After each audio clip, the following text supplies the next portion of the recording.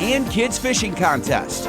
You won't want to miss the free Trout Friday concert. We've got bump and run action, Saturday breakfast fundraiser, Troutzilla's music stage, dodgeball, free kids games, craft show, and the Wood Memorial Trout Run.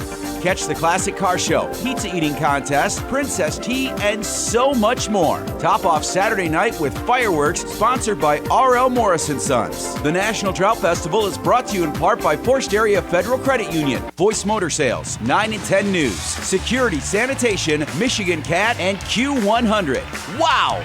You don't want to miss this festival. Schedule and event details at nationaltroutfestival.com.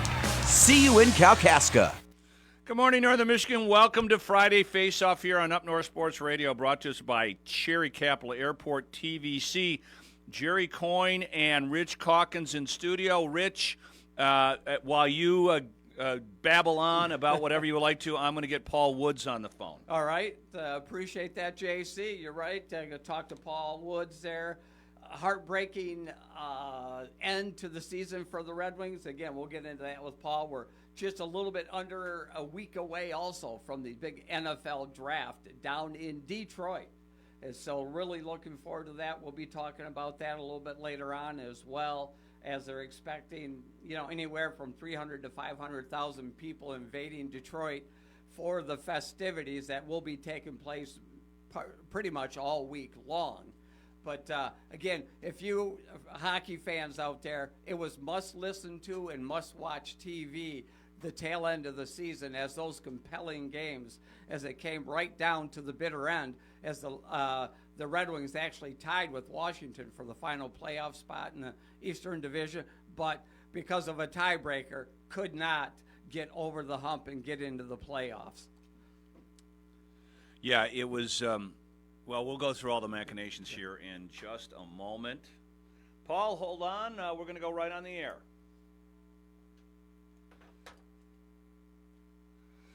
All right, Paul Woods should be with us. Paul, are you there?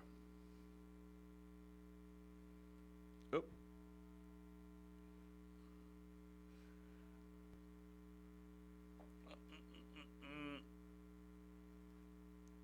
I don't know why that's...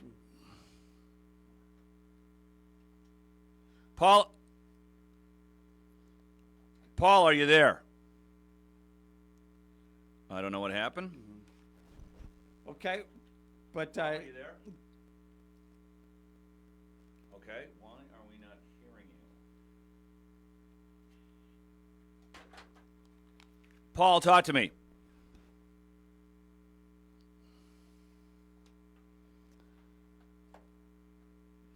Paul Woods? Paul, are you there? What the? I don't know why this isn't going through the board. right. In those final three games, again, we will get into the details. Okay, yeah, give me that number, Paul. And all of them going to over. Say that again, the last four? The last four games going into overtime, and the final one going to a shootout in Montreal just was compelling. Can you hear us right now? Too much of the guys on the air, but I hear you clear as a bell. Okay. And you're hearing him. I don't get it. I could just at the end. All right, Paul, let's try this now. All right, Jerry. Yeah, there you go. Can you hear me now? Yeah. All right. Yep. Okay. Now, Paul Woods joining us, Jerry Coyne and Rich Calkins in studio. And Paul, I tell you what, as I had mentioned just prior to you getting on here, it really was that final week of the season, Paul, that was must-listen-to radio and must-watch TV, as the Wings really put on quite a performance, but just fell a little short from getting into the playoffs. Well, you're right about that, but and I've been just going back, and even our championship years, I can't remember like a team doing that, like coming back and winning 3 consecutive games in overtime. To give themselves a chance to playoffs, but it was miraculous, and it was like it was one of those things where you actually, like, you sort of had in the back of your mind that they could do it, and lo and behold, they just started doing it. Like in the third period, they just started coming and stronger, next thing you know, and that last one in Montreal, the dude with 7.7 seconds left. I just said there's no chance. Like, Right. if you're a center iceman, like on that, and it was like the Montreal center got a tie on the draw, so the puck stayed right there. He didn't lose it cleanly, but Larkin's like down on his face and his side, and pushed it back with a stick to Ghost Spray over to Perron, and it's in, and it's like it was miraculous. So yeah, it was. I don't know. It just feels weird. They should have won. They should have gotten the playoffs. I guess they deserved to. Well, Paul, the last couple of games, the two games with Montreal, both extremely exciting. Going down by 3 goals in both of those games, coming back and winning in overtime, getting the points. But really, unfortunately, the whole season boils down to 2 horrible turnovers in the game against the Capitals at Little Caesars Arena, especially that back-breaking turnover to Ovechkin with 7 seconds left to go in the second period, in a game the Wings dominated up till that point. Well, and they did throughout, Jerry. But you're right. And you make those. That's why I say at the NHL, it's a humbling league. Like, you just make those little plays, and guys, they're not like. It's just they think they can make the play, and they're trying to make something happen. And sometimes when you try too hard, that's what happens. It's not there, and at times you just got to hang on to it and don't. But it was a mistake for sure. But Charlie Lindgren, the goalie for Washington, he was like the first star of the game. Yeah. Like, without him, we win by 2 goals. So even though we made that mistake, we should have won that game. Yeah. No, I agree. And look at Lindgren is probably the primary reason why the Capitals are in the playoffs. Exactly. Played unbelievable the Jim. last month of the season. How did I couldn't? The shocking part about him is, yeah, go ahead. He was in Montreal's organization for 5 years. And he's probably better than the 2 goalies he got right now. Wow. Well, and in a huge surprise to me when we played Montreal at Little Caesars Arena, and I thought for sure that the Capitals would lose to Boston. Right. And he shut the Bruins out. Right.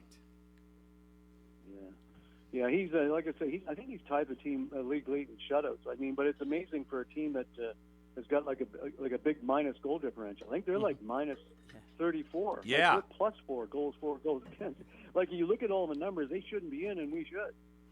There's no doubt about it. That losing streak that we had, 4 weeks or 3 weeks left in the season did not help anything. But, Paul, Rich and I obviously extremely saddened that we're not going to hear any more hockey this year.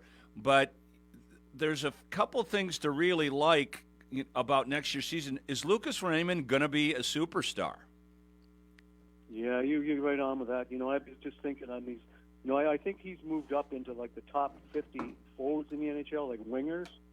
Like, so it's, and that's, I mean, you think like on each team that's 4 times 30 teams. That's 120 players. So it's a big compliment for him that he's really come that far. But the 2 guys I think that really took it to another level is Moritz Seider back on the blue line, and Dylan Larkin. I got Larkin now as one of the top 15 centers in the entire world. Like, this guy, I'm telling you, is amazing. He, in that one game going down the stretch, he played over 25 minutes. He led the entire team in ice time. Right. Yeah. Like, it's almost half the game. Like, he does everything. There's nothing that we do that he doesn't do. Like, it's just so he's made enormous strides. And then Moritz Seider, and I've said this over and over, but it doesn't register with many people, but he's the only guy in the NHL defenseman with 200 block shots and 200 hits. Yeah. And there's a kid in Calgary, Mackenzie Weegar. He just got his 20th goal last night. He's got 20 goals and 200 block shots, and that's an accomplishment in itself. But I'm going to tell you something. This Seider, he's in the top 15 best defensemen in the world. Like, he's really come. But those 3, you're right about Lucas. Those 3 have really emerged as outstanding players. Yeah, and Paul, it's the timing would be that both Mo Seider and Lucas Raymond are due in their contract years, and so. But again, if this kind of play that both of these guys showed out on the ice this year, if moving for the next 5 years at least, or whatever contract they sign, it's going to be, that means there's going to be good things for the Red Wings moving forward. And Rich, like management and the organization, when you got guys that are playing that hard and that consistently good, like, you got no problem signing it. Like, that's good. It's the ones that aren't. The ones that are gonna. You're not quite sure if they will or they won't. And Mertzside, he played in every game. He played 82 games. Yeah. Never missed a game blocking that many shots. And it's like I say, blocking a shot. People don't think it's a big deal. It hurts. It hurts. You've got to get yourself into a level of commitment to do that. He was like a goaltender at times, Right. making saves before it got to our goaltender. So he's really. And I think too, like Shane Gostisbehere is just amazing on the power play. Like it's like a perfect element for him. He's just got a feel for it, and he's really well.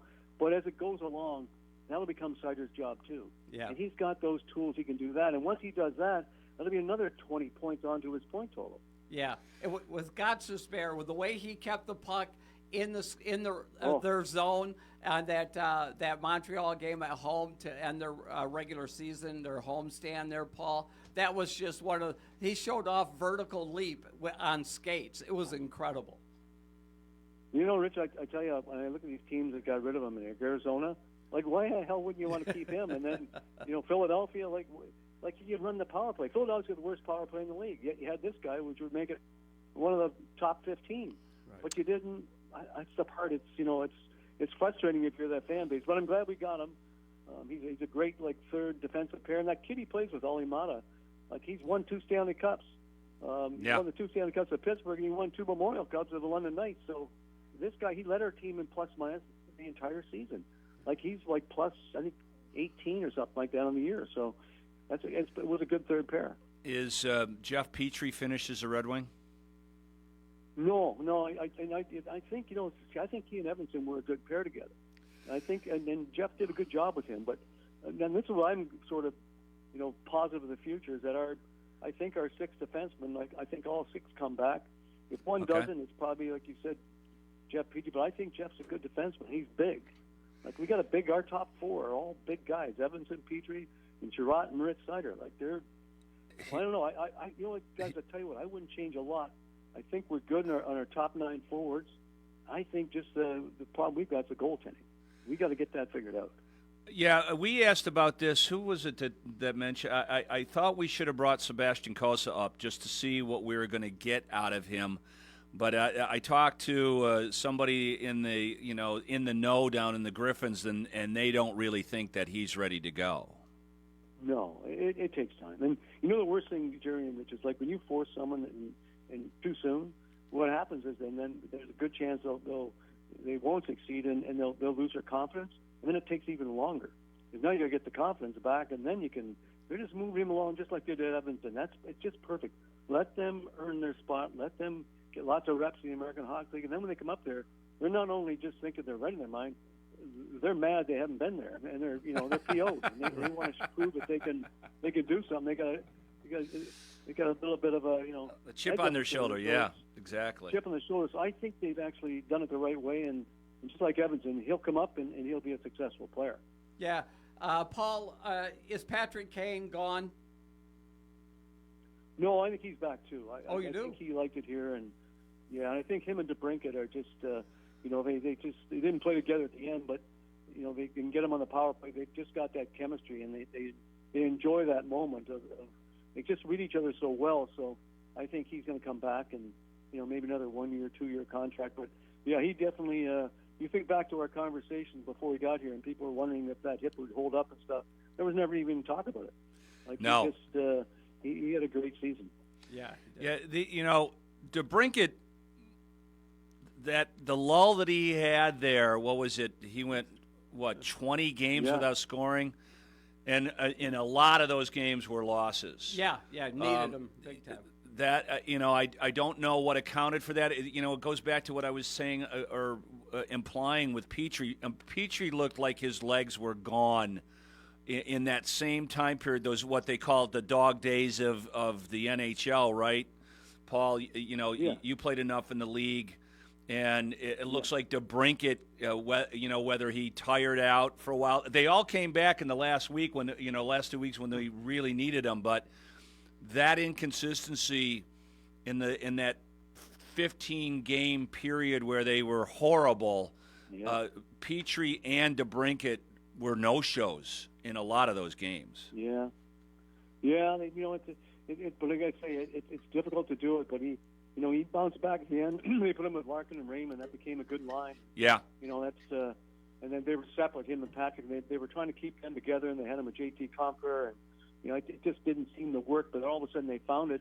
And then Braun playing with Conqueror and Kane, that became a good unit. Yeah. So that's why I say in our top 9, like Fisher and Rasmussen. The Rasmussen injury hurt us as well. Like it's a big, strong forward now, and he understands how to play now. Like he's a very good defensive player, and he can kill penalties. And him and Kopp in the third line with Fisher, they could put him against the other team's top line, and that was another card that coaching staff to play, especially on the road. That really helped out. So Michael's is going to be a big addition too. He's going to be part of that Red Wing core. But yeah, getting back to Alex, it's tough. But you know, and Jerry, about the consistency thing, I had this at the end. I was just saying, it's the NHL, it's the whole league. They're consistently inconsistent. Like there's no teams that seem to be able to just keep it going. Like, and maybe it's because of the parity. It's just so difficult to keep on winning. But we had a bad stretch, but lots of other teams had bad stretches too.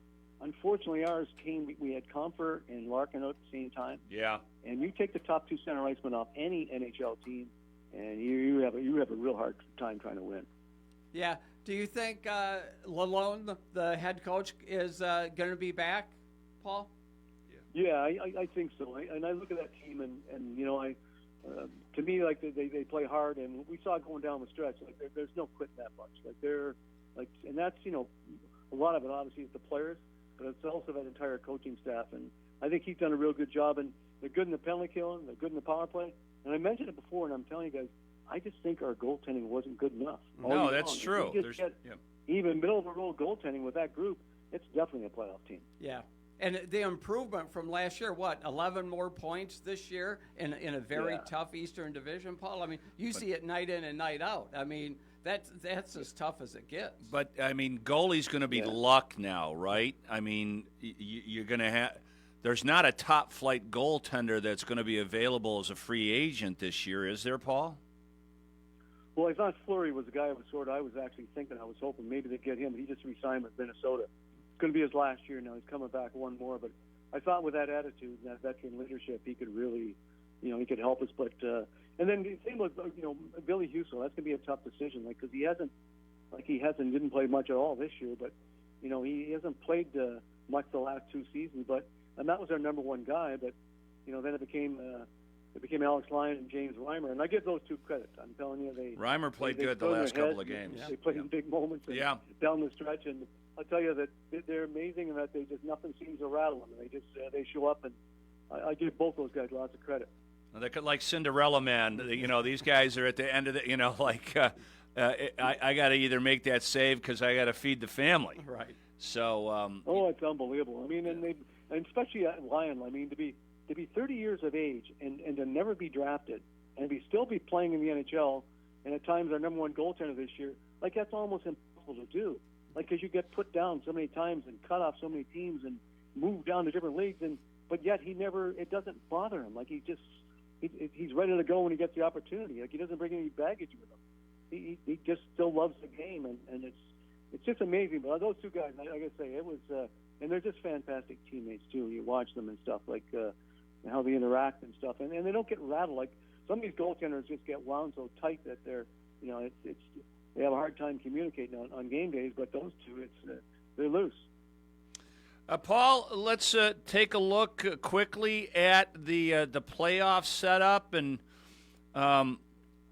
you've got, to me, what stands out is the best series, at least on the Eastern Conference, when we start out, is Toronto and Boston. Yeah, it's going to be a damn. No love lost there between those 2. No. They've only been playing hockey against each other for 90 years. And then you got Florida, Tampa Bay. That's going to be a battle, too. No doubt about it, yeah. That'll be a good one, too. I think the Rangers should make quick work of the Capitals. The Rangers are a wagon. Yeah, that's another good team. You're right. Yeah. I agree with that one 100%. I think Carolina's doing the same to the Islanders. Carolina's going to win that series. They're a real good team, too. Coming out, originally I thought a couple months ago or at the Christmas break that it would be the Panthers, but now if you ask me, it's going to be the Rangers. Yeah, could be. My Final Four right now, I'm going to have the Florida Panthers against the Rangers. Yep. and I'm going to have the Dallas Stars against Edmonton. You like Dallas over Final Four. You like Dallas to beat the Knights, huh? Yeah, I think Vegas just, they got Stone coming back. Like, it's a team that's just, I don't know. I'll tell you what, they picked up that girl from San Jose. Like, on paper, they're great. And the Petrangelo didn't play much going down the stretch. They're really a good team. But I'm telling you what, that Dallas, I mean, I think they got 11 20-goal scorers. Like, it's some crazy number. They're a balanced attack, and they picked up that Chris Tanev. They're much better defensively, and they got goaltending. And yeah, I think Dallas is going to be in Vegas. They watched their game yesterday at Anaheim. If they didn't, yeah, I guess it's not easy the other way. They would have played Edmonton, but they only take on Dallas. But there's some good teams in that Western Conference that there certainly is. And the one thing is we don't ever get to see them until the playoffs, and then you're like, wow, maybe it's good that we're not in the West. I'll tell you what, I got Winnipeg against Colorado. I got Winnipeg going to win that series. Really? And there's a team at the start of the season that no one thought would even make the playoffs. And there was even talk about the franchise being in jeopardy because the attendance was so low. And Christ, they ended up in second place in that Central Division. But Nick Kovac has done a great job there. I don't agree with you. I'm sorry. Cale Makar is the best player in hockey. Oh, man, he's good. He is so McKinnon, good. Yeah. I only saw him play once this year when Detroit went out there, and man, right. Detroit played hard, but they didn't have anything for Colorado that night. It's just funny that team. I don't know. There are times I've seen them play like you're describing and great, but then I've seen them play another game where they lost 7-0 just like 2 weeks ago on home ice. Like there's something about them. I don't know what it is. It's but they're a great team. There's no doubt about it. I mean, I've watched them play games. They're the best team in the NHL on certain nights. But I don't know. I just think this Winnipeg, like they're so deep. Like they just and they got the goaltending. Like that's the Achilles heel of Colorado. At Georgiev, he's just not that good. That's right. Connor Hellebuck. I'm telling you, he just won the Jennings Trophy. Gave up the least number of goals in the NHL, and they got a good offense as well. Winnipeg. Yeah, no doubt about it. But it's right. It's going to be a battle for sure. Hey, Paul, a good move for the Phoenix Coyotes, leaving the desert and going up to Salt Lake?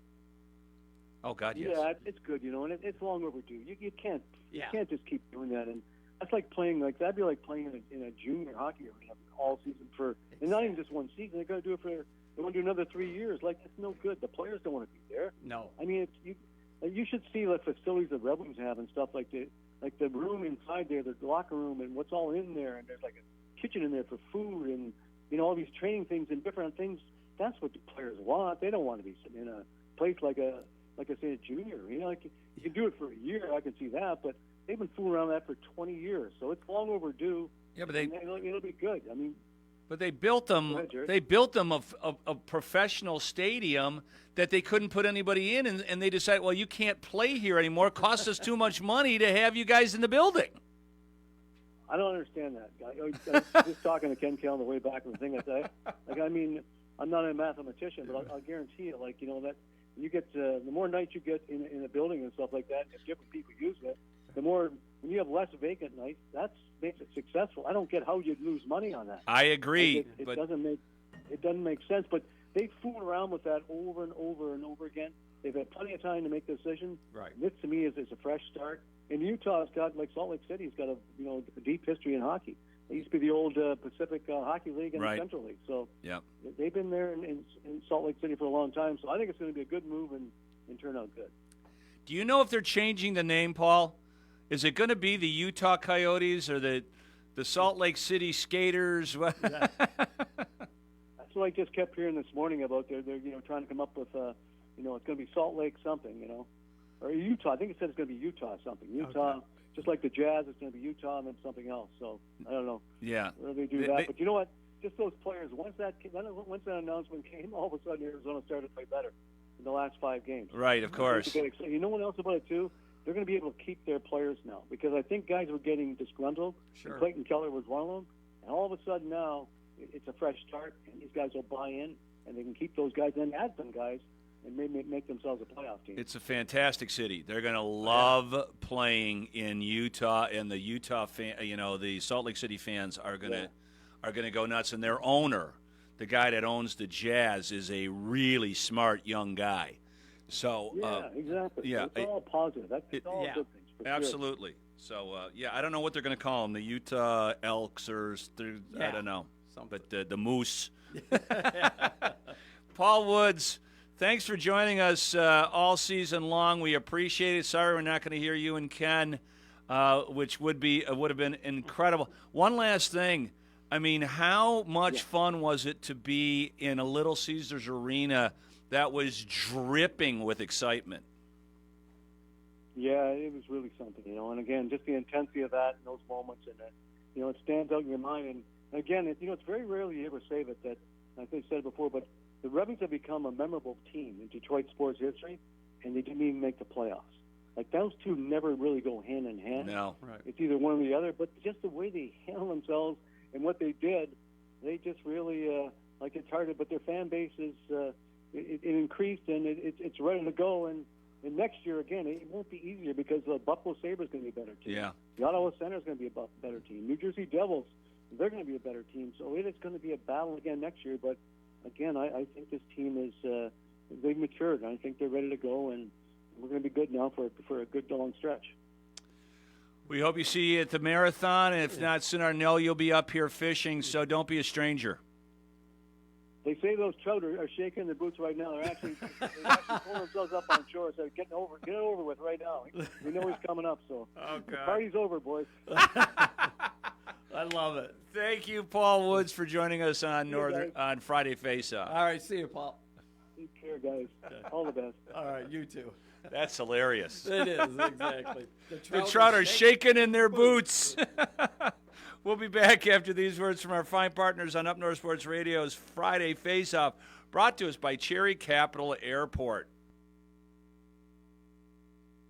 It's time for Destination NHL. Jerry Coyne on the phone with Kevin Klein, the director of Cherry Cap. It's time to get away to your dream destination. Beat the winter and fly TVC to Sun and Sand. Looking for your spring break getaway? Book today. Allegiant, American, Delta, Sun Country, and United are getting you where you want to go. Visit tvcairport.com for up-to-the-minute flight schedules. Who knew? Fresh air is a destination. A place to breathe in the lapping waves of Torch Lake and explore the tree-lined trails of northern Michigan. A place to connect with nature and each other, one-on-one. In the waves, woods, and wonder of Bel Air. When you're looking to escape the everyday, breathe in the magic of northern Michigan at Shanty Creek Resort in Bel Air and online at shantycreek.com. The Traverse City Record Eagles Simply the Best 2024 Reader's Choice Contest is now open. Nominate your favorite businesses, organizations, and professionals in Northern Michigan to earn them well-deserved recognition as Simply the Best. You can nominate once daily in each category now through Friday, May 10th. Our 2023 Simply the Best broke records with more than 14,500 nominations and more than 26,000 votes. Support your favorites and help them stand out above the rest. Nominate at record-eagle.com/simplythebest. Welcome back to Kalkaska's premier event. It's time for the 87th National Trout Festival, April 24th through the 28th. Join us for the Skirbeck Family Carnival, 4 days of flea market, youth and Grand Royale parades, and kids fishing contest. You won't want to miss the free Trout Friday concert. We've got bump and run action, Saturday breakfast fundraiser, Troutzilla's music stage, dodgeball, free kids games, craft show, and the Wood Memorial Trout Run.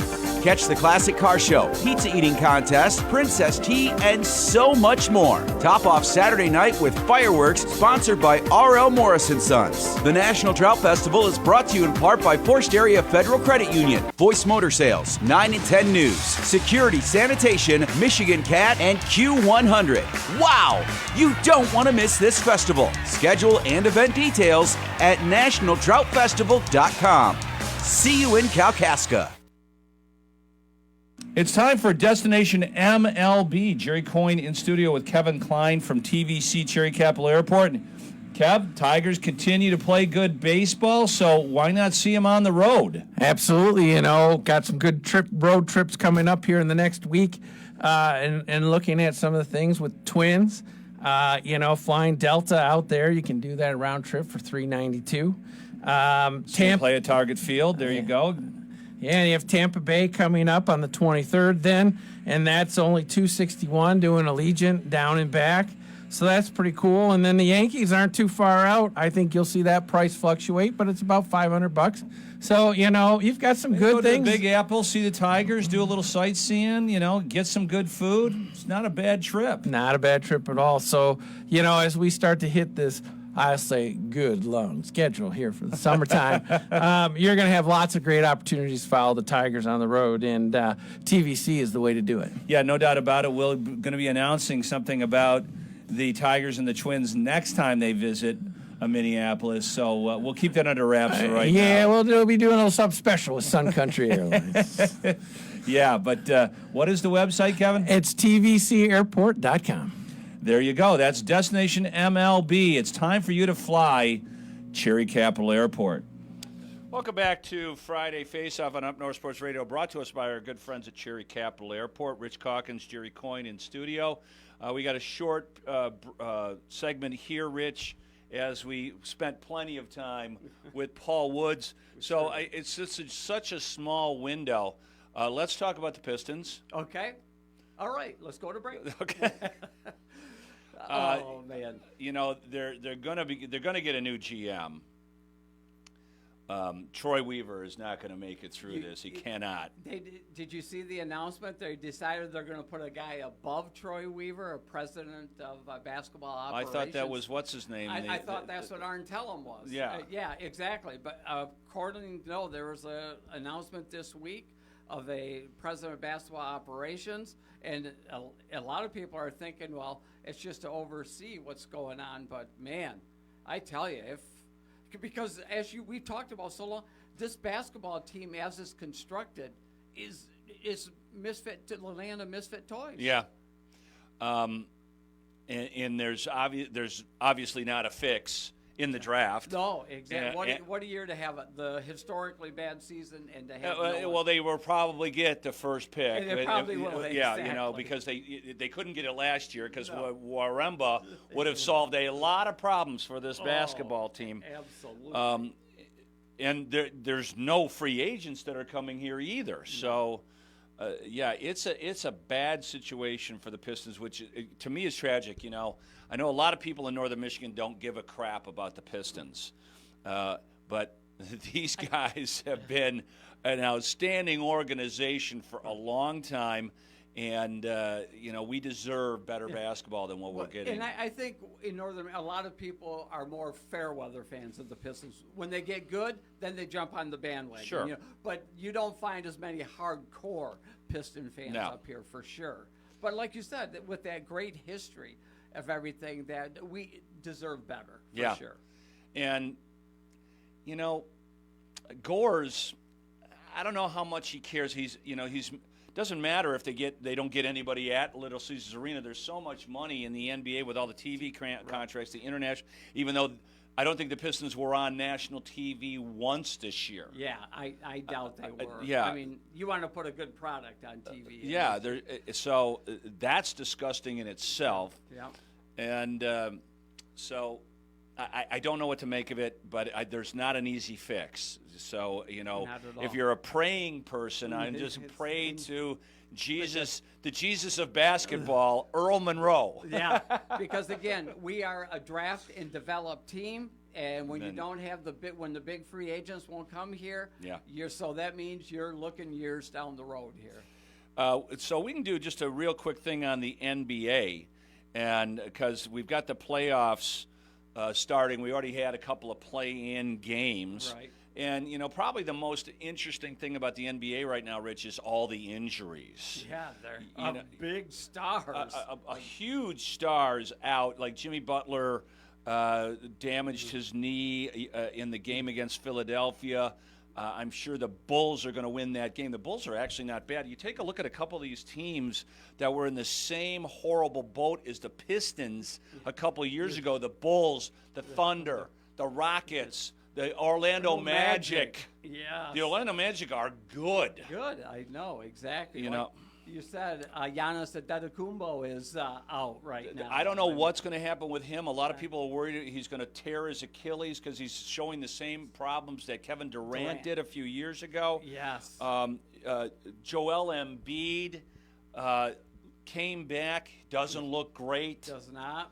You know, did get hot in that fourth quarter the other night. Good thing for them because they needed it, obviously. But yeah, and conditioning's been a factor. When you're injured, you can't condition. No. It's hard, So the Knicks are, Julius Randle hasn't played in months. This Knick team, if Randle was on it, it would be wonderful to see them play the Celtics. With Brunson there. Yeah, in the Eastern Conference, yeah. The Celtics are the only ones that don't have any injury problems. Right. Same thing with the Nuggets on the other side. Nuggets don't have any injury problems. And this is the Celtics team. They need to make hay now. Like you said, with all the injuries going on, if they don't make it to the Eastern Conference Finals. Oh, no, they got to make it to the NBA Finals. They better. They had better make it to the NBA Right. Finals. It's pretty simple. The West is a little bit more challenging. Denver it doesn't have any injury problems right now. Neither does Dallas. Phoenix is finally healthy. So and Karl Anthony Towns is back for the Timberwolves. Yeah. So if he can play into form, then you've got some interesting games. The Clippers, that matchup is going to be pretty interesting to me. The Clippers and Dallas. I think the Pacers, if Giannis cannot play at full strength, the Pacers are going to run those guys out of the building. The way they can score. And Mathurin's not even playing. He's out. Is he really? Well, he went out 3 weeks ago. Really? I did not know that. Yeah, because you don't pay attention to the NBA. Not as much, not as close as I should. But they still put up 150 points the other night. But Mathurin screwed up. He had a quad injury, and he's out. He's done. Yeah, so. But they still, obviously, they put points on the board. They, like you said, they were literally run you out of the building. Yeah, no, there's going to be fun. I know most people, especially in our listening audience, are going to be watching the NHL playoffs. But trust me, there's going to be some really exciting basketball to watch. When we return here on Up North Sports Radio's Friday Faceoff, we're going to talk the draft. I'm going to go and get like a cigar and something, and then Rich can wax poetic about the draft that I will be attending. Yes, I got my NFL media credentials. You did? Wow! So you're going to be in the draft theater? Look at you! I will be back after these on Up North Sports Radio. Sports on the Michigan News Network. It's a popular weekend for spring football scrimmages. Michigan State, and Western will hold their April showcases in front of fans tomorrow, and Ferris State has theirs late this afternoon in Big Rapids. This is the first time we'll see the teams running plays under Sharon Moore and Jonathan Smith in Ann Arbor and East Lansing.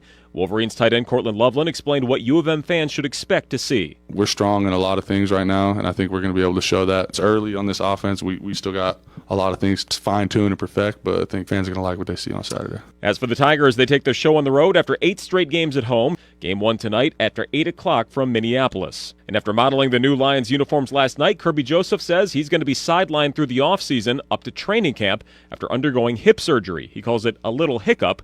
Lions president Rod Wood also says he expects the team to approach the maximum 6 primetime games allowed by the league when the schedule comes out next month. Chris Villar, Michigan News Network.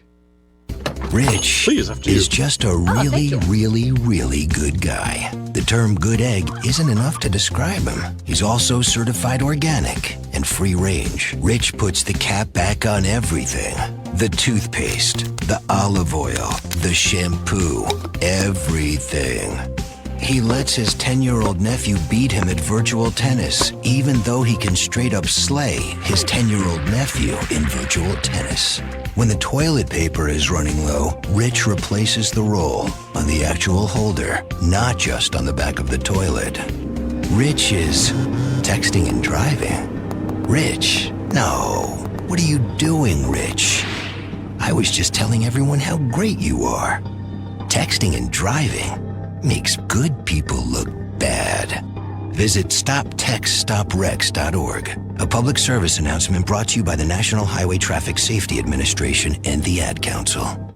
Welcome back to Friday Faceoff on Up North Sports Radio. It's time to check in with Lindsay Southwell and our Hang Time segment at Shanty Creek. Lindsay, how are you? Great. I bet you are. The weather. Look at the weather. I mean, I can't believe I'm here not playing golf. Exactly. The sun is shining. You need to come out. You know what? Don't be surprised when I show up there sometime this weekend, especially with the rates to play the Summit Golf Course. Yeah. So Summit Golf Course is our only course open right now. Right. You can play it for $25. That includes cart for 18 holes. So that's a fantastic deal. But if you only have time for 9, you can play it for 15 with the cart included. Great deals right now. Lindsay, do you know if there's a driving range at Summit Golf Course? I can't remember because I usually play Cedar River or the Legend. Yeah, there is a driving range at Summit. Some great putting green areas too. So if you just want to work on your game while you're warming up for the bigger courses, you can do that too. Yeah, no, it's well, you know, a lot of people haven't played much golf, so you want to, you know, work on your swing a little bit before you take it out on the golf course. So I wanted to clear that up. But as we talked about for the last couple weeks, you've been instituting date night on Fridays. Yeah, so this is a fantastic dining deal. If you're just looking to, you know, shake things up a little bit for the weekend, we do it every Friday. We call it our date night, where you can get a dinner entree and a glass of wine for $20 a person. Which is a fantastic deal. You can't find a meal for $20, let alone it include an alcoholic beverage. So tonight, diners will be able to choose from our beef enchilada served with Spanish rice, or a completely different direction, a stuffed chicken breast with sun-dried tomatoes, spinach, and cheese, which I'm ready for a date night. I was going to say, with a glass of white wine for $20 with the stuffed chicken, that meal sounds delicious. Yeah, so come on out, get some of those great views of the lake from behind the lake view, and enjoy that sunset. Yeah, it'll be lovely. That's what is that? Basically from like 5 to 9, Lindsay. Mm-hmm. Okay. Right now, we do not have breakfast buffets on the weekend. We don't. We gotta wait till we're kind of in the full swing of the season. That's what I thought. So it'll be a couple weeks, but you know, same with the primer buffet. But we're getting there. We're inching closer. And I know I'm sure you're going to be doing the big Mother's Day buffet. We don't need to talk about that quite yet, but you guys will be on hand for that, right? Oh, absolutely. Yeah, I know that's a tradition at the Lakeview restaurant that always sells out your Mother's Day brunch. Yes, it's a very, you know, you get those great views, and Mom likes to be spoiled. So there's no better place to do that. When you get the carving station, and, you know, there's something for everybody, and, of course, you don't have to clean up either. Right, yep. Which moms appreciate. Moms appreciate the most. Coming in as a mom, I really appreciate it. Yes. Yeah, it's one thing, even though when I make breakfast for my wife, she has to end up cleaning it up anyway, so. You should take her to the lake. So that's why I was just double-checking, dear. And then beginning next week, we'll be talking about all the courses open. Yeah, we're getting excited. We're pumped up. We're celebrating some milestones this year. We'll talk about it on a later date. But Cedar River is turning 25, and our newest course, the Hawkeye, is turning 20. So we have some fantastic things happening on those courses. All right, and I will be checking in with you later on today because we have to set some of this stuff up for our Finding Fairways program. Yes, perfect. Okay, thank you, Lindsay. Thanks, guys. All right, there you go. Golf season in full swing, Rich, and no better place to play than Shanty Creek. That's right. Coming off the Masters, there was Scotty Scheffler winning another golf. God, I hated that. Yeah, quite the run this young man is on. You know, there's nothing to hate about Scotty Scheffler. You know, I've never been a big Tiger Woods fan. You know,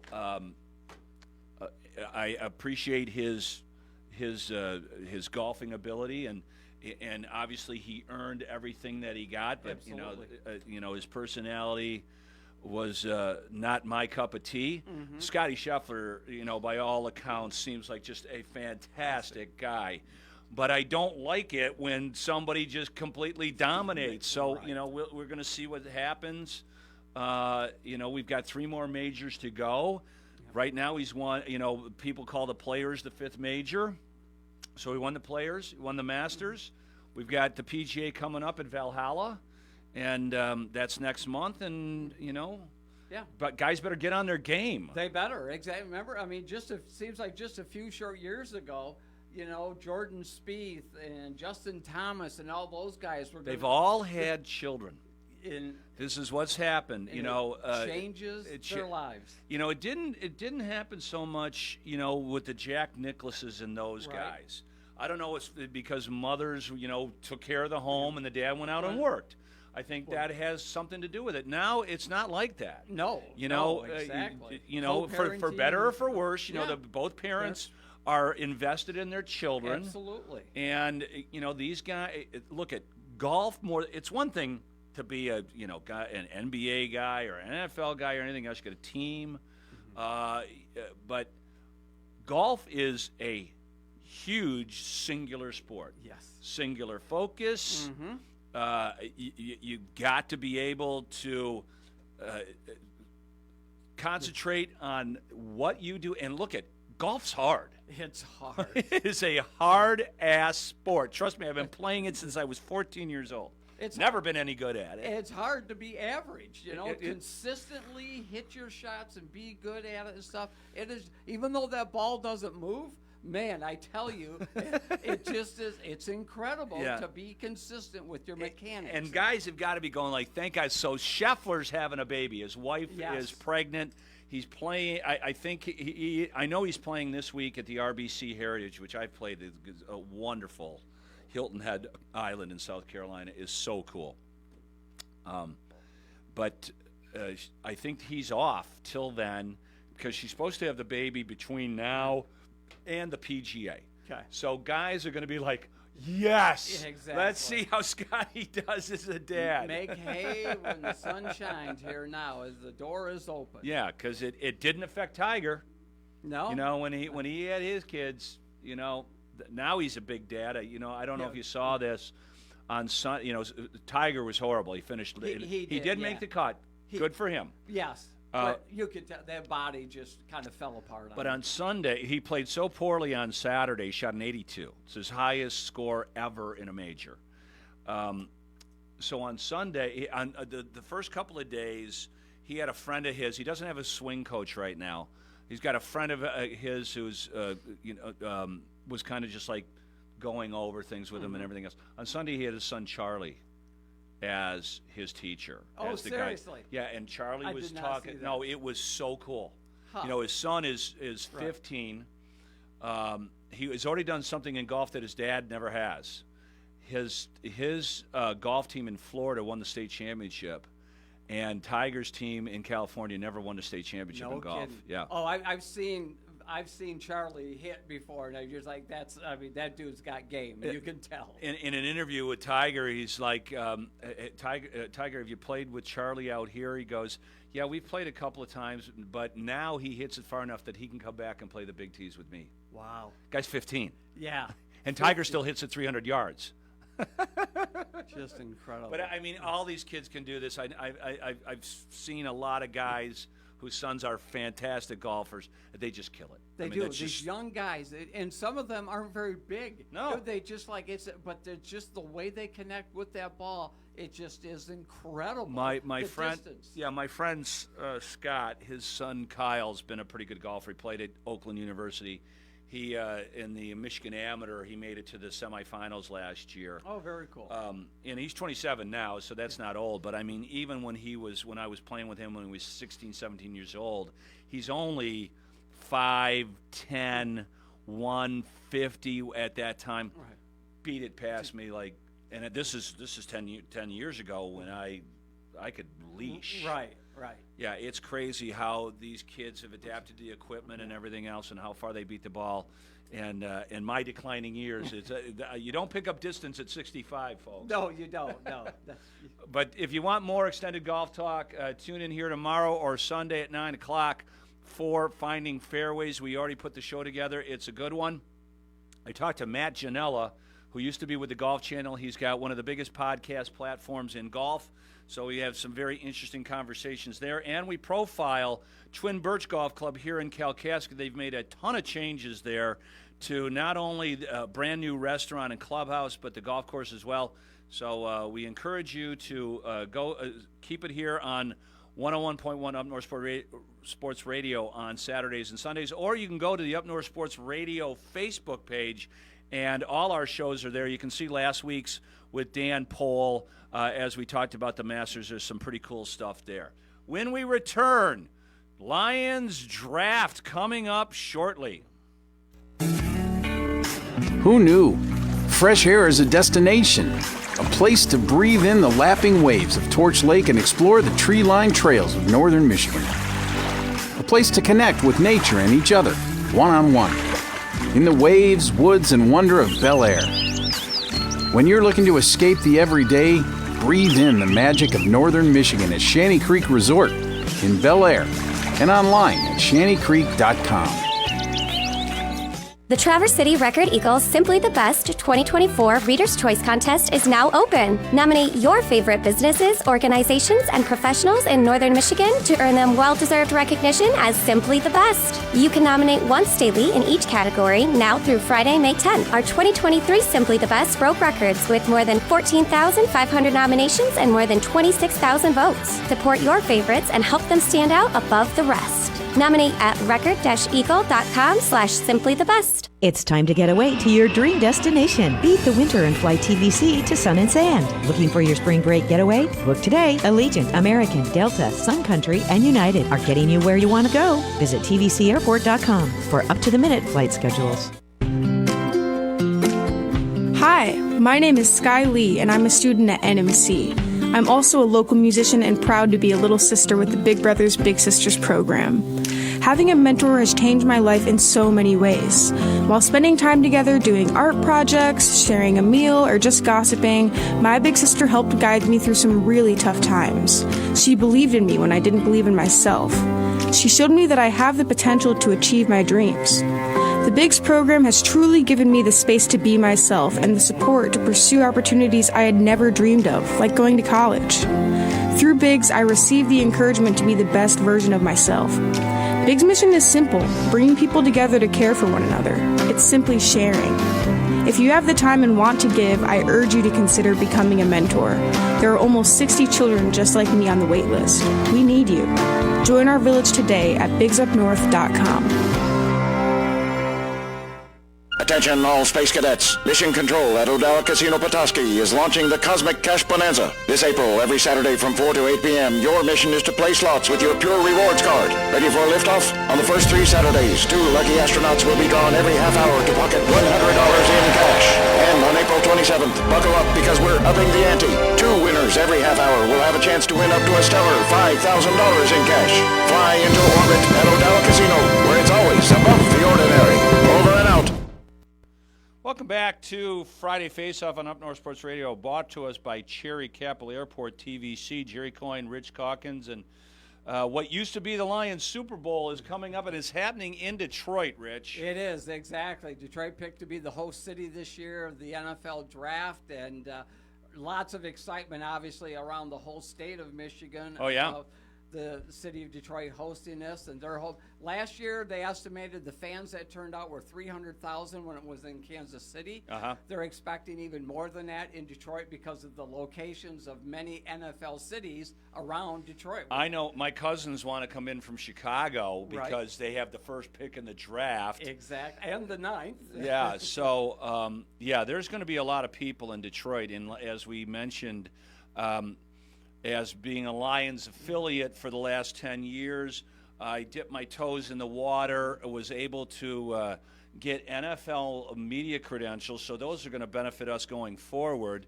But I'm going to be covering the draft on Thursday. I'm going to go down. The Lions are having a draft party at Ford Field. We'll be in the media center, which is right next to the actual big shell stage there. Yep. According to what I've read, we can actually get into the press pit Okay. So if I can get in there and take some photos, right? I want to meet Raj. Yeah. I don't care about all the players. I want to tower over Raj. Hey, Commish. Hey. So we'll see what happens. Also, I want to find out where this. I don't know if McAfee announced that they're doing a draft special, and Belichick is doing it with him. Yes, with him. Could you? I mean, that's talk about personalities that you would think would be different. Well, look at Saban was on with them all year long. Yes. And Belichick. I saw the segment that he did with McAfee a couple days ago announcing this, and Belichick's going to be on TV. Okay, he's going to be in one of the studio outlets, and look at nobody knows more about football than he does. He's going to put together his own draft board, like he would do it if he was still with New England, and it's going to be exciting. I'm going to be a little bummed out that I won't be able to see it. I got to tape this. By all accounts, his personality off the field is totally different than what. He's got a great sense of humor, from what I understand, and McAfee will definitely bring it out in him. No doubt. And I think that he has an appreciation for McAfee playing in the league, of course, doing things like that. So there's a mutual respect. Yeah, there's no doubt about it. He played for the Colts. I mean, the Colts and the Patriots have been obviously big rivals for a long time. I got to find out where this is going on, and if my media passes will get me into that setup. Because that would be cool. Yeah, check it out. Because they have a lot of fun whenever they're at the Thunderdome down in Indianapolis. There's no doubt about it. I like what they got coming out of the Thunderdome. Those guys they're literally insane. Yeah, they are. Exactly. The things they get away with, it's funny. Well, let's put it this way. I'm not talking out of school. It seems to me that McAfee and those guys are all stoned. Yeah, he talks about it on a regular basis. But he, he'll come on and he's got the glazed eye, I don't know, but he talks I couldn't do a show like that high, but he's talking about that stuff all the time afterwards, or this or that. But that's a lot of the people behind the scenes of the Disneyland organization are just kind of cringing. They you know what, they knew what they were getting. They did, yeah. They're letting him go. They have to let him go. Yeah. That was part of the negotiations. Is he could say every word in the book on that show other than the F-bombs. Yes. And because you can watch it on YouTube and get all the F-bombs. Yeah, exactly. Where there is no editing whatsoever. Well, there was a couple days ago he was on with Charles Barkley on the last hour that ESPN doesn't show. Right. You should watch that. Yeah. I'll look that up on YouTube. It's so, I appreciate a different take on sports, and he's actually, I think, like influencing Greenberg. Greenberg is now, he doesn't care. It's his opinion and nobody else's, and goes, Right. Yeah, it has opened the doors for those other guys that have been pretty, straight and narrow, and to not bump not push the envelope at all. It allows them to do that. I'm assuming like Stephen A. Smith's new show that's on ESPN Plus is a hell of a lot more racy than what they put on regular television. He dives into, on his podcast, he delves into politics all the time. Really? So it's not just sports. Yeah, he's making political statements and comments, and so he's doing it all.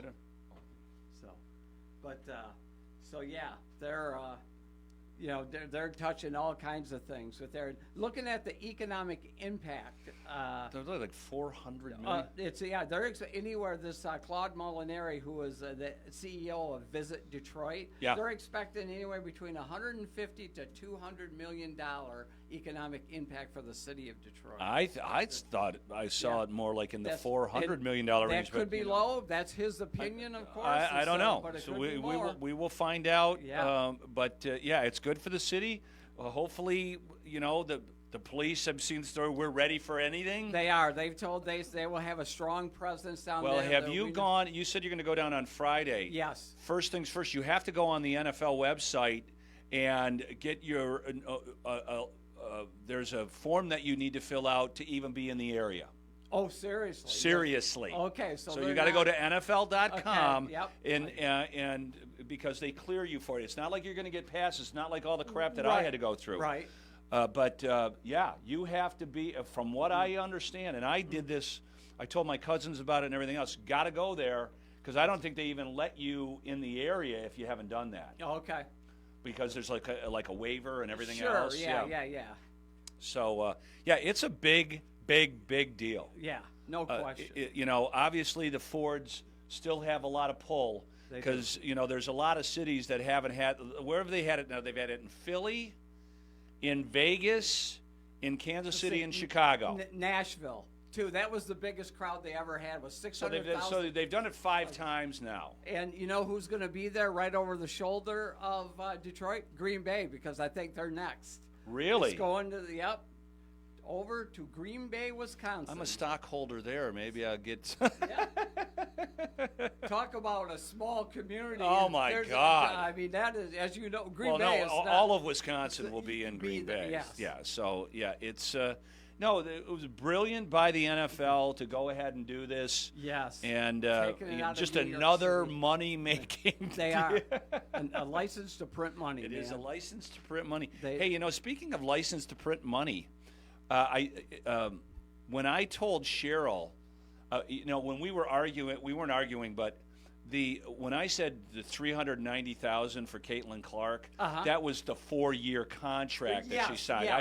I didn't think that she was making $390,000. She makes $79,000 is the max you can make. As I know. But she already inked a 10-year, $22 million deal with Nike. Nike, but that was the shoe deal she signed, and that was Oh, yeah. She's obviously making a whole lot more money. Did you hear that they sold out of her jersey in 20 minutes? Unbelievable. It's the biggest one-day sale of jerseys on Starter in history. Indiana Fever hosted 17,000 people at their arena for a watch party to watch the draft for the WNBA. She's a comet. Man, they've got to take advantage She of was on McAfee.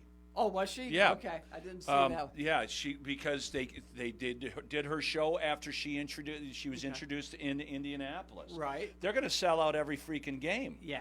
So I don't know what kind of other side deal she's going to have.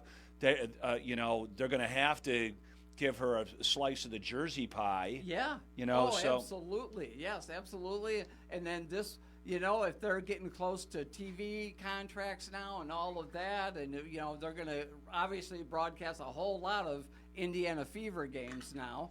So the one thing I haven't seen is, they announced the men's Olympic basketball team. Yeah. I don't know if they've announced the women's, and she's got to be on it. She's got to right? be. I've heard some people that are in the WNBA said that she's got to have to be on it. Yeah, I mean, yes. And this isn't like a token Christian Laettner type deal. Well, Christian Laettner is still one of the 4 greatest college basketball players of all time. Yes. Oh, I totally agree. Yeah. But he was on the Dream Team. I understand. The original. You know who the other one was? Wasn't it Shaq? I thought they took 2 college guys, and one of them was, I can't remember. Oh, I can't remember either. Yeah. But that original Dream Team of Magic and Barkley. Oh, yeah, Jordan, the one that Isaiah got screwed out of. Yeah, that's it. Yeah, we don't, Well, I think, Jordan made that call, right? He goes, we don't want that guy on our team. So, but no, what Caitlin Clark has done for women's basketball is huge. Good for them. Obviously, the highest ratings they've ever had for the WNBA draft last week as well. On ESPN, so that was incredible. Everything she's doing right now, she's got cameras in her face, and they're showing. Yeah, she handles it well. She does. She certainly does. And actually, her one teammate there, the one girl, I can't think of her name, was there to support Caitlin Clark. She ended up getting drafted in the 2nd round. No, and it wasn't. She was really surprised by it. So. I thought there was 2 college players on the Dream Team, but according to this, it's only Laettner. Laettner, yeah. Bird, Johnson, Malone, Jordan, Barkley, Robinson, Ewing, Pippen, Chris Mullen, John Stockton, Christian Laettner, Clyde Drexler. I thought for sure there was 2 college guys, but obviously I'm wrong. Here, this is the Wikipedia page really quickly, but I agree. She is not the greatest women's basketball player of all time. I don't know if she'll be able to round her game into it and she can become a Steph Curry, because we talked about this before. She's going to have to. Yeah. She's going to have to be able to create her own shot, and that was the problem in the South Carolina game. Right. And as we know, it's about timing and how she's doing this, and it's her style in which those long bombs, those Steph Curry bombs, the way she makes those on a somewhat regular basis is what drew a ton of eyes to her. Well, there's no doubt about it. I mean, that excitement of making those 3-point, should be 4-point plays from as far as her and Curry make them from. So. Well, what did they have? They actually played against themselves in the NBA. Yeah, in All-Star Weekend. I would exactly. Well, Caitlin, who was the other? She lost by one basket. Wasn't it the Ionescu girl that played Curry? It wasn't Caitlin. Oh, you're right. It wasn't. It was. Yeah. But you'll see Caitlin Clark this year. Was it Ionescu or was it Kelsey Plum? Yeah, I'm not both. Kelsey, the record holder for women's total points before Caitlin Clark. Right. Exactly. Anyways, so we will be back here next Friday, and I will be fresh from the draft. You will. So, and we'll see. There's this quick speculation that Wood is not opposed to trading out of the first pick. The Lions' first pick, and what a bummer! Oh, everybody's there on Friday, and the Lions have traded their first pick. Well, but that's usually when some of these quarterbacks that haven't gone in the first round yet, teams will trade back up to get that 5th year secure. Or is there somebody on his radar that if they get into the early 20s, he's made both moves. He has. Is there a defensive back that he really fell in love with that they didn't get last year, Witherspoon, that they loved? Yep. And so is there someone there, the kid from Toledo, the Mitchell kid, or this, or that they, like you said, move up and you'll see or that one place guy, go crazy. one of these wide receivers that drops a little bit. Yeah. So lots of intrigue. Lots of intrigue. So we'll look forward to being with you here again next Friday on Friday Faceoff here on Up North Sports Radio. Brought to us by Cherry Capital Airport. Back to CBS Sports. Risen up boards very much since the Combine when he's been able to get in those interview rooms with a lot of head coaches and general managers. That's really interesting to me. Chris Trapasso here on Rider Than You. I'm Bill Ryder. Check out Chris's mock draft over at CBSSports.com. His latest dropped a few days. It's really, really, really good. This guy knows his stuff. So I wanted to ask you this, and you sort of hit on this, but I'm so curious. When you were putting together these mock drafts, to what degree is it based on the player?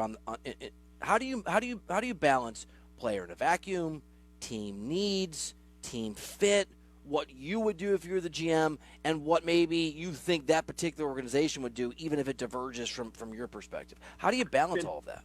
Yeah, fantastic question, and I think that is the answer. Is it's kind of everything. You have to really factor in it all, and that's why I can do done so many mock drafts, like more than a dozen over the last couple of months, because things change, free agency changes things. You can spend time to look at the past history of certain GMs. Do they tend to lean bigger, stronger arm quarterbacks? Do they like more of the point guard? Do they need someone that's a dynamic runner like a Jade Daniels? So you kind of have to factor that all in. You factor in your own evaluation of a player, and then you try to talk to as many people and rub elbows with as many people as you can at the Combine who are in the league that are either helping make decisions for teams or know, hey, this is what the Patriots are not really liking Drake May, so to speak, or whatever the case may be. It's really, you have to combine everything together, which then leads to a bunch of different combinations, even inside the top 10. When I'm starting mock drafts, as early as, Senior Bowl or even before that, where there's just so many different variations based on how fluidly the offseason goes for a lot of different teams. How good, in your estimation, watching the tape, weighing him against every other player that is available in this draft, how good is Marvin Harrison Jr. going to be in the National Football League? He's going to be really good right away, and I don't really think it matters which team he ultimately lands on. I actually love the yards after the catch ability and the explosion of Malik Neighbors from LSU more, but Marvin Harrison Jr. is an NFL-ready route runner today, and he's not, Tank Dell. He's not 5'9", 165 pounds. He's 6'2.5", over 200 pounds with some of the best ball tracking that I've ever scouted. And that's over his shoulder. That's the back shoulder catch. That's with a safety flying down on a dig route to hit him when he still will bring in the football. And for as much as I do think Malik Neighbors is going to be special too, he's kind of like a faster version of CeeDee Lamb or Garrett Wilson in that mold. Marvin Harrison truly could have probably been in the NFL last year and been like a 1,000-yard catch guy or a 1,000-yard receiving guy because of how nuanced he is as a route runner, and that's coupled with elite-level explosion, speed down the football field. Maybe not quite as fluid of an athlete as Neighbors, but really ticks so many boxes as just a professional wide receiver. Obviously, Chris Trapasso here on the show, obviously the Chicago Bears are in a really interesting position. They have a ton of picks. We feel like we all know what they're going to do at number 1, but they've got another top 10 pick. What do you think they do at 9, and what do you think they should do, which obviously can be different answers sometimes? Yeah, I think there's 2 options for them. For me, I think what they should do is prioritize wide receiver. If Malik Neighbors is there, who I just gushed about, I think they need to call that pick in immediately. Even Rome Odunze from Washington. I like Brian Thomas from LSU, just to give Caleb Williams to just show him, say, look, we're trying to support you. We trade for Keenan Allen. You got your underneath chain mover. You have your number 1 that's good at the intermediate level and after the catch in DJ Moore. If you get either Neighbors or Rome Odunze, you get that guy that can take the lid off the defense down the field because of speed, because of contested catchability.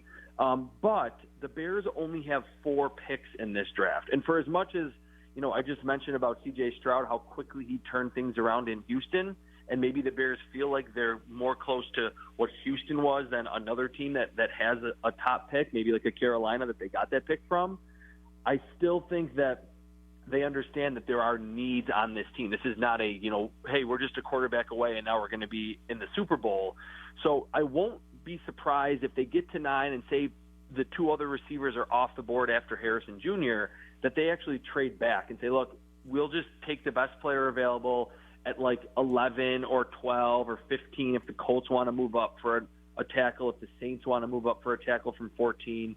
So I think they should just go receiver, but if they can't, trading back just to get some more of that mid-round cheaper labor in this draft, I think will be vital for a team that kind of feels like they're on the cusp, especially if Caleb Williams is really good.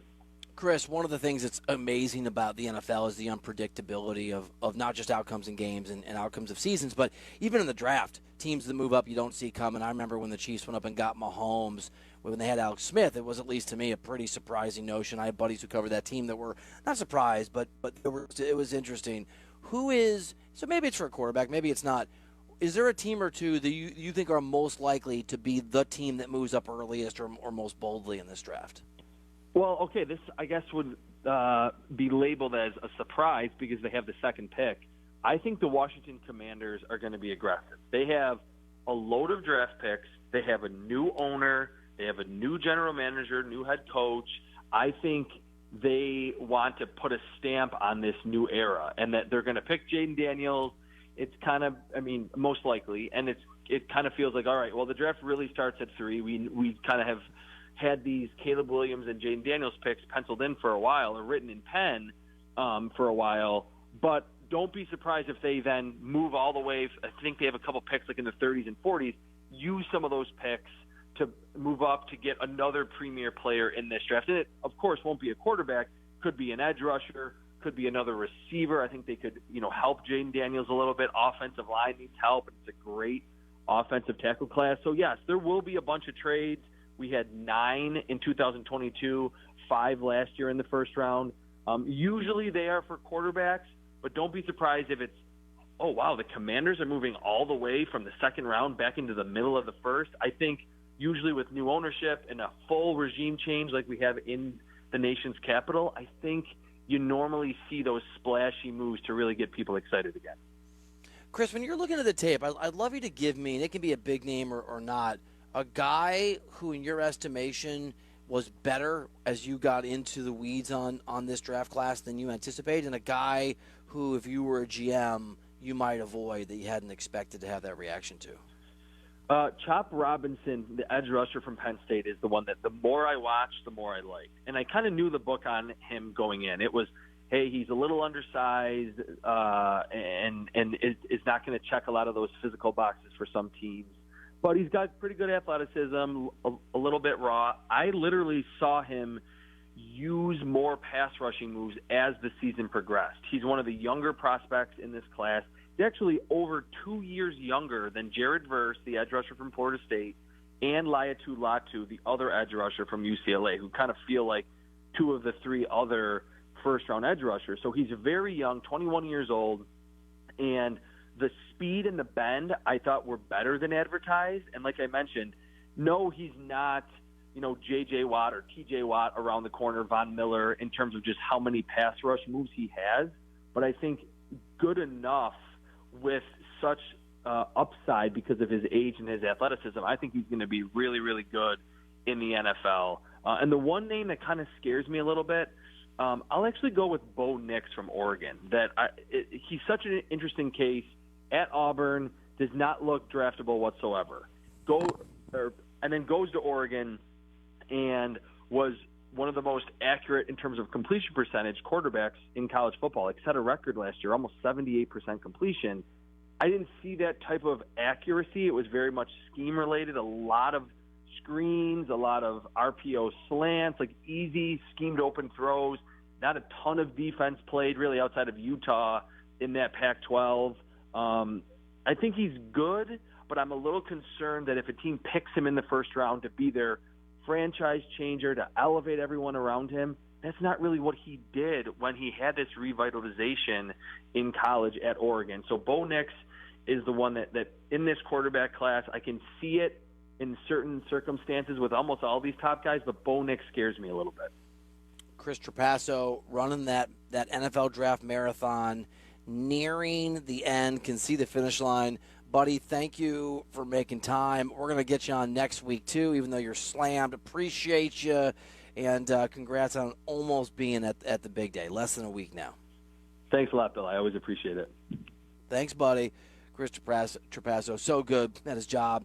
That's why I love CBSSports.com. Got a guy that's his whole job is to watch tape and be ready for the draft. He's got you covered at Chris Trapasso on the old Twitter X. Tom, somebody nominated me for Bum of the Week because you're getting kind of? I don't understand what's happening here. Let's go. Perfect. Made my Friday. Your reaction is very bum-like. I'm just trying to give you an understanding. Do you know what I'm saying? Like I'm just trying to. Ooh, somebody nominated Greg Doyle. That's a good one. Greg Doyle's the guy. We talked yesterday about this. I know Greg. I like Greg, who talked about and to Caitlin Clark in a way that is not acceptable. We hit that yesterday. Okay. What do you want to do next? Other than buy or sell, what do you want to chop it up about? You like to chop it up. We're going to chop it up about buy or sell.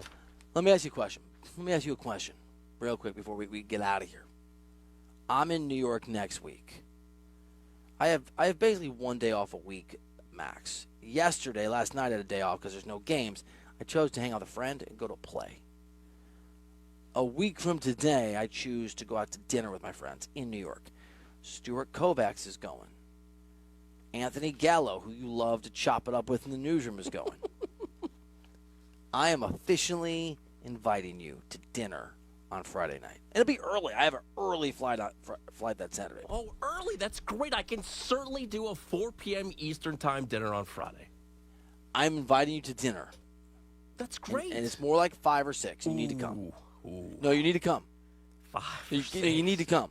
5 or 6. It's a friendship/work invitation. I get out of work at 3 p.m. Eastern, so you're talking like at least 3 hours.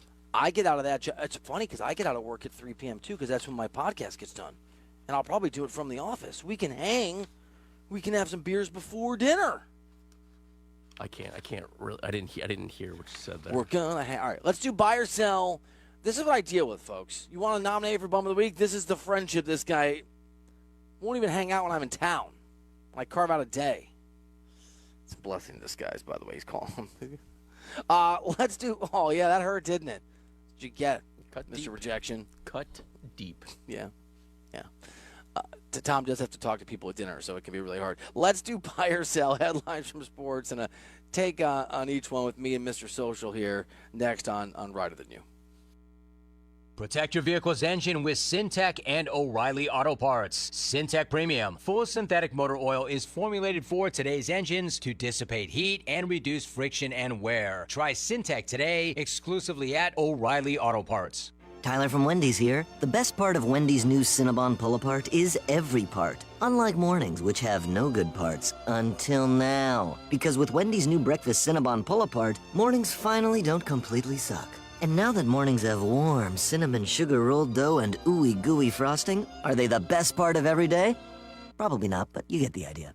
Get to Wendy's today and get the best part in every bite with the new Cinnabon Pull-Apart. At participating U.S. Wendy's, Cinnabon is a registered trademark of Cinnabon Franchisor SPP, LLC. Do you owe more than $10,000 in back taxes? Good news. There's a new way out. It's called the Fresh Start Initiative. Call U.S. Tax Shield, A+ rated with the BBB. 800-391-5063 for your free consultation and let U.S. Tax Shield protect you from the IRS. For more than half a century, contractors and trade professionals have relied on WeatherGuard for heavy-duty truck and van storage equipment. Not just to protect their valuable tools, but to protect their professional reputations. For pros, the WeatherGuard badge makes a statement about what drives them. It says, bring it on. Been there, done that. We've got your back, without saying a word. And the folks at WeatherGuard, they're just as driven as the hardworking pros they serve. See what it means to be driven at WeatherGuard.com.